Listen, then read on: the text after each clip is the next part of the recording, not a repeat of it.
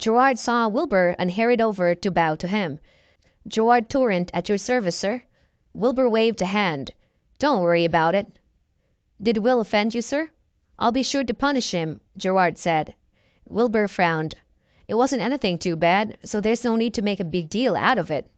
"Will, get over here and apologize," Gerard said sharply. Will walked over, apologizing officially. Wilbur got to his feet. "I said it was just a misunderstanding. I accept your apology. I just want this to be over." Wilbur did not want this to drag on and delay his cultivation schedule.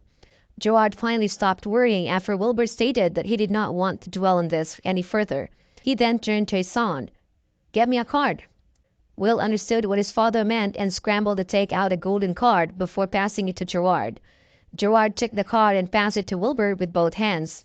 "Sir, the Torrent clan has a good number of restaurants and entertainment places in Seachertown. This card will grant you unlimited access to any of our establishments without having to pay a single cent. Please accept it."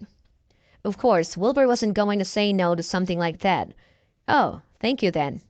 With that, he took Nancy along and left. Will and Gerard walked them all the way to the door, bowing deeply until Wilbur and Nancy were out of their line of sight. Gerard let out a long breath, looking at his son as he shook his head. "You almost screwed us over big time there." "Dad, I really didn't know. I'd never have done it if I did." Will was indignant as well. Had he known that Wilbur was that powerful, nothing in the world would have given him the courage to mess with Wilbur.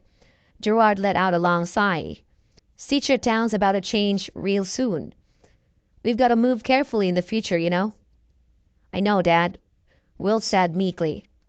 Wilbur and Nancy realized that their classmates had all left and made their way to the parking lot. "Did you drive?" Wilbur asked.